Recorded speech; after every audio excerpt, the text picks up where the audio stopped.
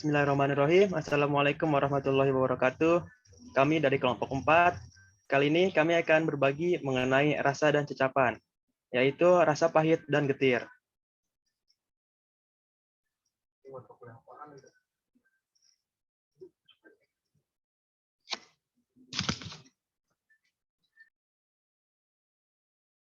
Yang pertama, yakni mengenai lidah sebagai indera pengecap. Dalam fungsinya sebagai indera pengecap, lidah sangat penting untuk manusia karena untuk membedakan berbagai macam rasa dari bahan pangan yang kita konsumsi setiap harinya. Lidah juga dapat membedakan berbagai macam rasa dikarenakan terdapat bagian lidah yang dapat merasakan seperti ilustrasi berikut. Terdapat 5 macam pengecap yang bisa dirasakan oleh lidah, yakni ada rasa manis, rasa asin, rasa pahit, rasa asam, dan rasa umami.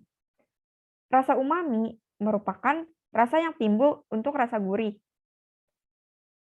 Selanjutnya, yakni mengenai indera pengecap pada lidah. Pada bagian depan lidah terdapat indera pengecap rasa manis, kemudian pada bagian depan lidah terdapat pengecap rasa asin, pada pangkal lidah terdapat pengecap rasa pahit, pada tengah lidah terdapat pengecap rasa gurih atau umami, dan pada bagian belakang lidah terdapat pengecap rasa asam.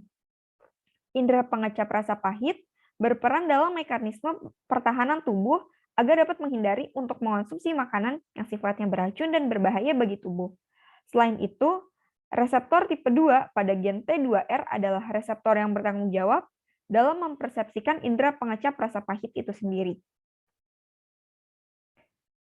Selanjutnya yakni mengenai mekanisme kerja lidah. Makanan atau minuman yang masuk ke dalam mulut akan melalui lidah yang selanjutnya akan merangsang ujung-ujung saraf pengecap atau papila. Setelah itu, rangsangan yang dirasakan akan diteruskan ke pusat saraf pengecap di otak, sehingga otak akan menanggapi serta mengetahui rasa makanan atau minuman tersebut.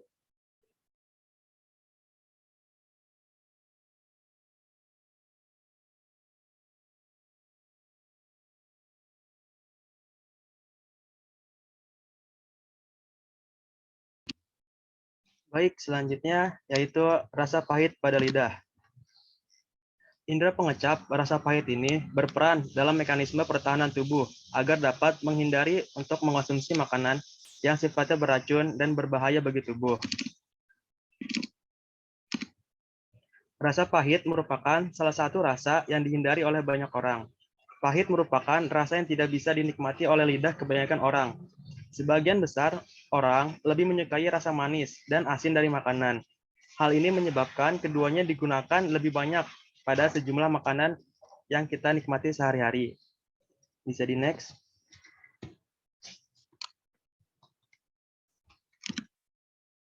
Apa itu rasa pahit dan getir? Rasa pahit disebabkan oleh banyak zat, salah satunya adalah basa, yang merupakan zat yang mampu menerima ion OH-. Pahit juga disebabkan oleh senyawa etanol, yang sering ada pada daun-daun tumbuhan.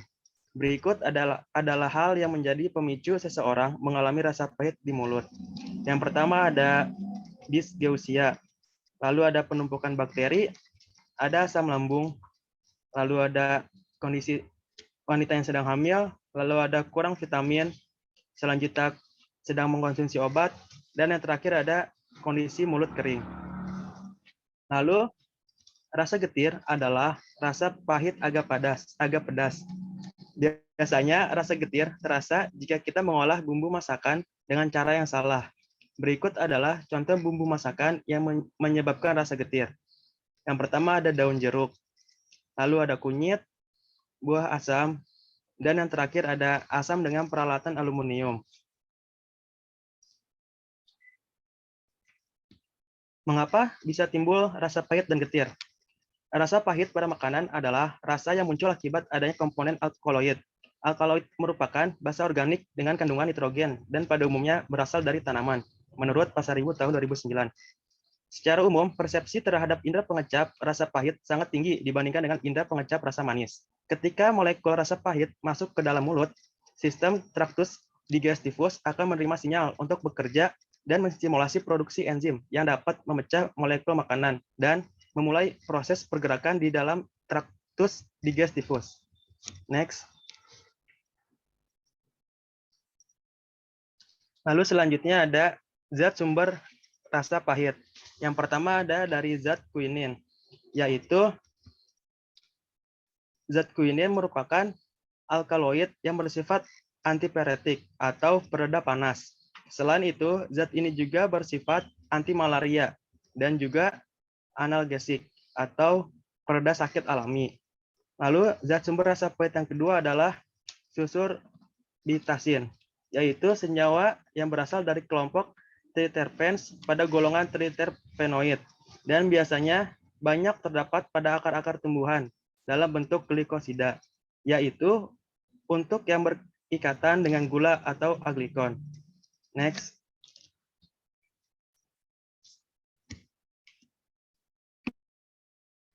Selanjutnya yakni salah satu sayuran yang memiliki rasa pahit, yaitu ada rasa pahit pada buah pare yang berasal dari senyawa alkaloid atau momordisin yang termasuk ke dalam kukurbitakin.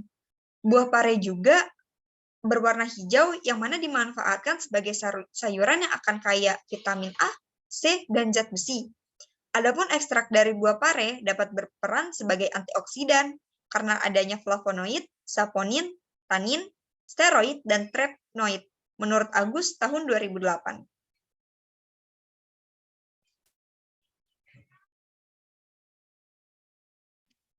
Lalu selanjutnya ada mengapa saat kita sakit, lidah kita terasa pahit. Saat seseorang sedang terpapar penyakit, baik itu berupa infeksi virus influenza, virus bakteri Streptococcus, yaitu penyebab protein TNF atau tumor necrosis factor di dalam tubuh akan meningkat. Protein tersebut dibutuhkan oleh sistem kekebalan tubuh untuk melawan berbagai penyakit.